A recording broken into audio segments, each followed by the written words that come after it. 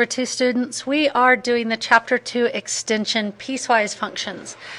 This section comes after 2.7, the absolute value functions in your textbook, because the absolute value function is actually a simple piecewise function. So a piecewise function is defined by at least two equations, each of which applies to a different part of the domain. So when we have f of x equals the absolute value of x, then we know y equals x, because if x is positive, in other words, x is greater than or equal to 0, then the function is the same, or y equals x, which then gives us our parent function on our graph.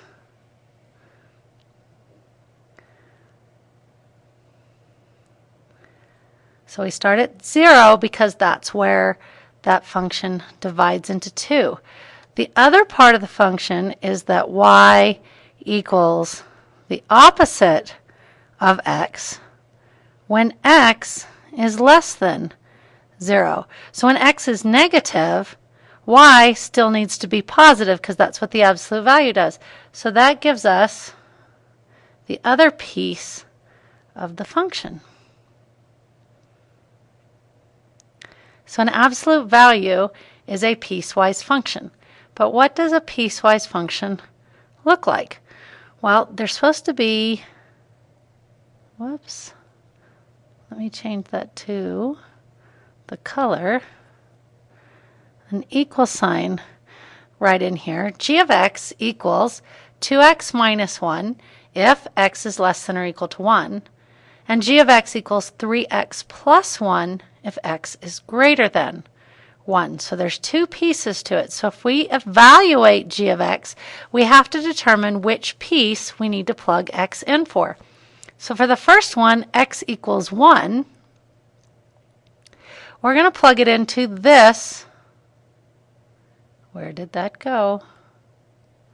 This piece of that function. Okay, so we're going to plug in 2 times 1 minus 1, which is 1. So g of 1 is 1.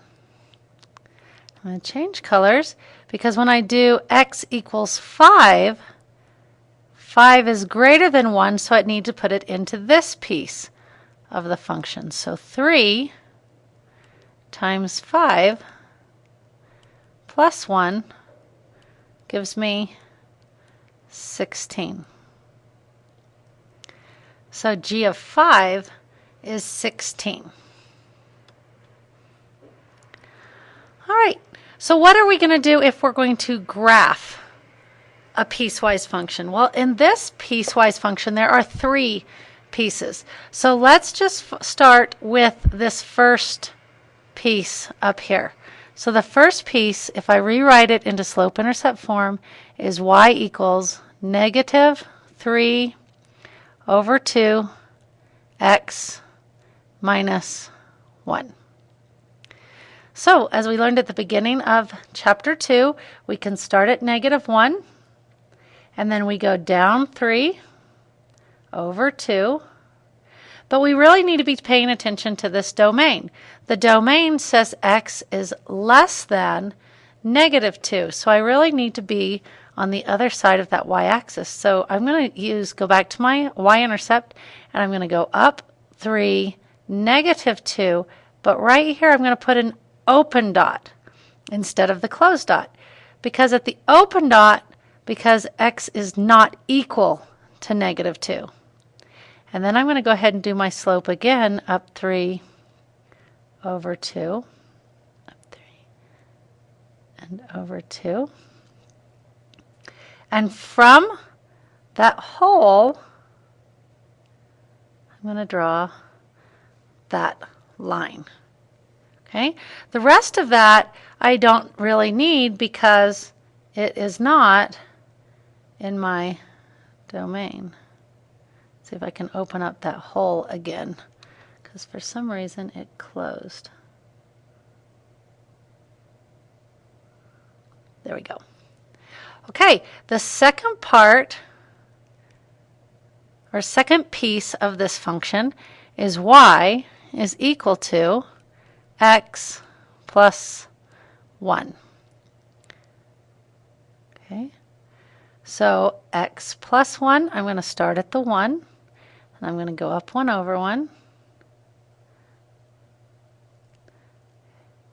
And this domain goes from -2, so I need to make another dot, and it goes all the way to +1, and those are all closed dots because of the or equal to.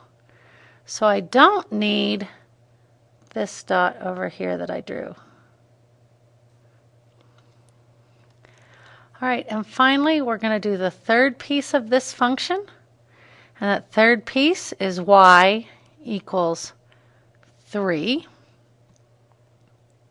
So that one, y equals 3, is going to start with an open dot at 1 because it's not or equal to. So an open dot at 1.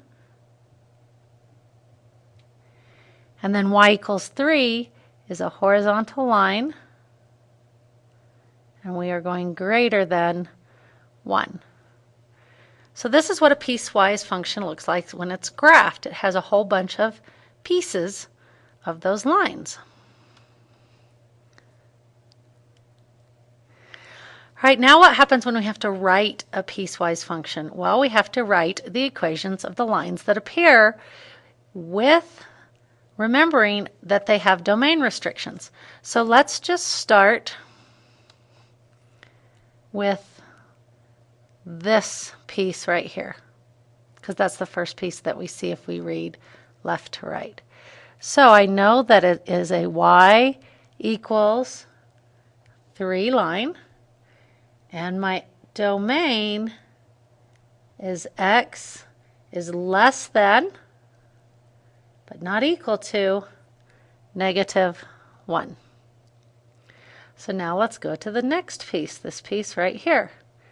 This piece is y equals, my slope is up 2 over 1, which is 2x,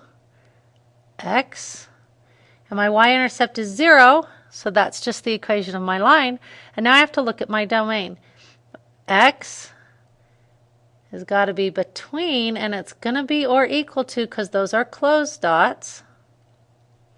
And it starts at -1, and it goes all the way up to +1.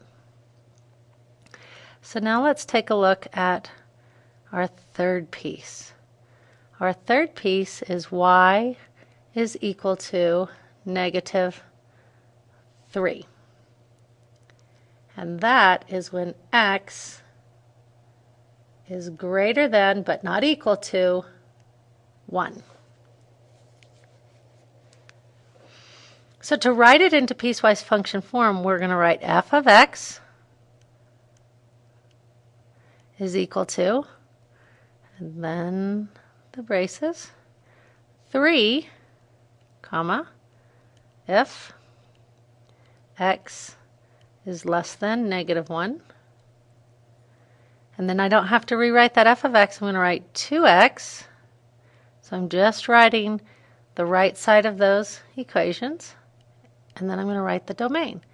If x is between -1 and 1, and f of x equals -3 if x is greater than 1. So that's what the piecewise function looks like. You can see in the blue it's graphed, and in the red you see the written equation. So how does that translate into word problems?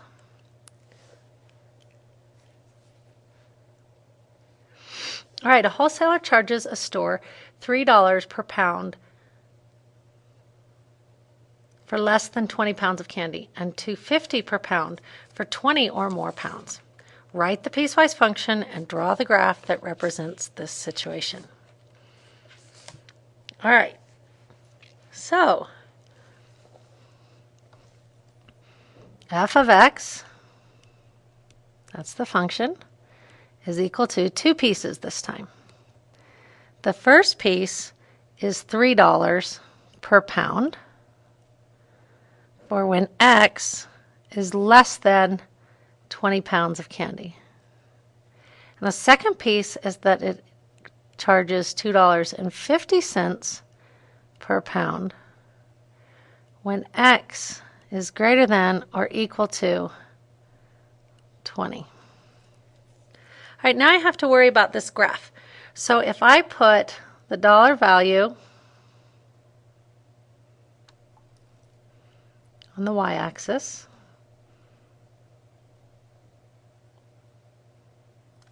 and I put the pounds of candy on the x-axis,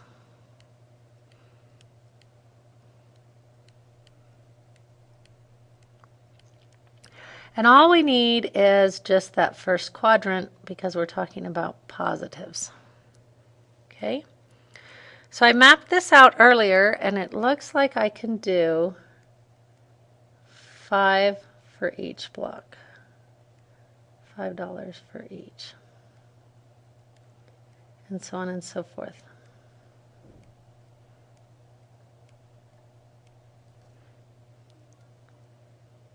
And that gets me up to $100.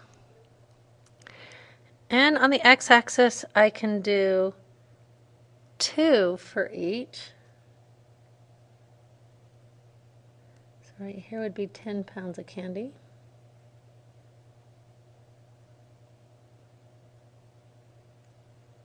$20,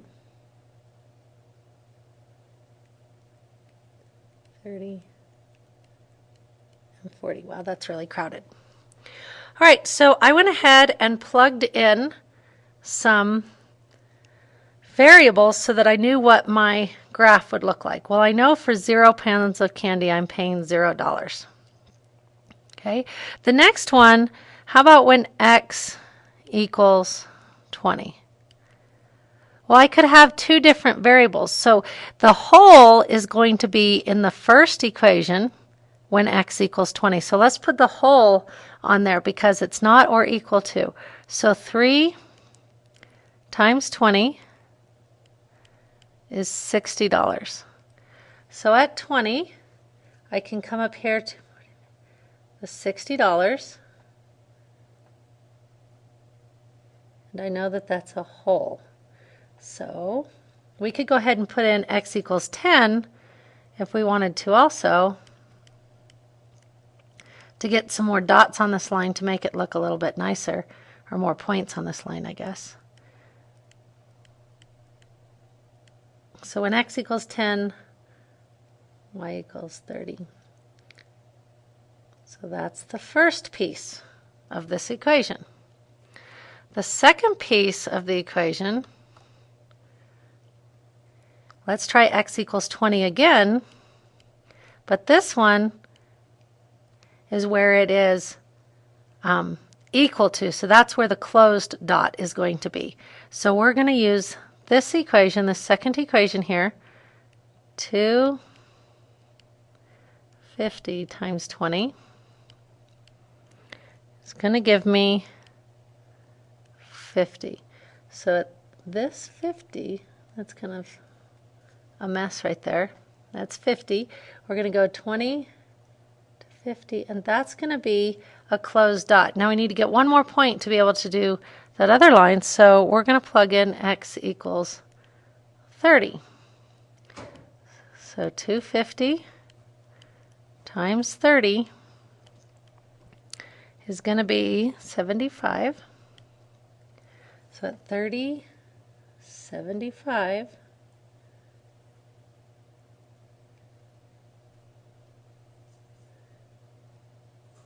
This one's going to have the arrow on the end.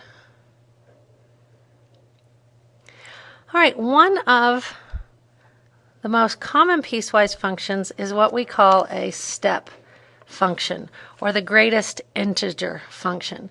So it looks like this with the little brackets on it. It's an interesting symbol. Okay, and what it means is what this table has written. So when X is between 0 and almost 1, so I'm looking at this one right here, 0 and almost 1, then my y has to stay 0. So I'm going to close that dot here, but I'm going to have an open dot at 1. And watch as we step from that spot. If I go to this one next, then when x is equal to 1 and all the way to 2, y is always equal to 1. And so you end up with these little steps. Okay, and that's why it's called the step function, or the greatest integer function. And we can go and do it on the negative side also. Okay, and you can just keep doing that if you wanted to, but we're going to stop there and we're going to move on to how do you graph a greatest integer function.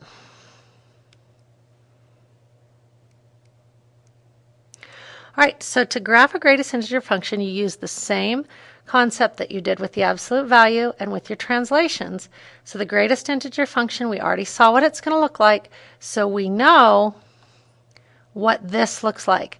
But what we're going to do to that parent function is we're going to move it up 3. Remember, this is your k movement, so we're going to move it up 3 units. So it started down here at 0, 0, so we're going to move it up 3 units, and I'm going to draw the greatest integer function, or the step function, after I move it up 3 units. So greatest integer function or step function follows the same translations that your other functions do. Okay, so if I wrote another one, I can just come up with one. How about f of x equals x minus 2. And it's the greatest integer function. Okay, so we would start at 0, 0, and the minus 2 moves it to the right 2, just like your other translations. So we would have a step function over here. Okay? All right, now let's look at one last word problem using the step function. Okay, labor cost at the Fix-It auto repair shop are $60 per hour, or any fraction thereof. Draw a graph that represents this situation. So we're going to label our axes. This is going to be each hour. And this is going to be the cost. And remember, when we're talking about real life problems, most of those go in that first quadrant, because we're talking about positives. Okay, and again, I plotted this out earlier, so I know that every 2 can be 1 hour, so that you can see this a little bit better. That's 2, 3. It's hard to see on this graph. Okay, and then each of the spaces up here can be worth 10, so 10, 20, 30, 40, 50. And these are in dollars.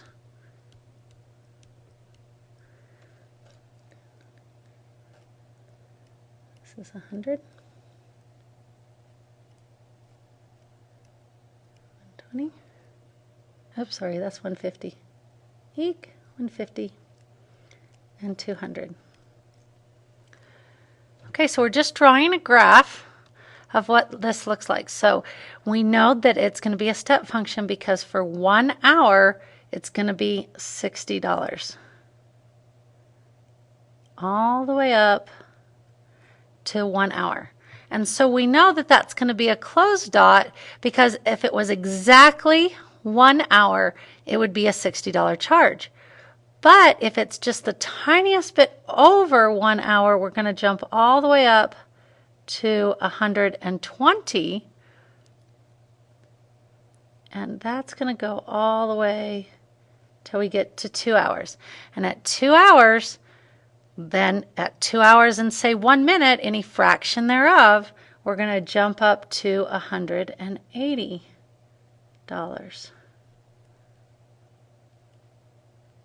So this step function has those holes on the other side, okay, because that's where the gaps are in our graph.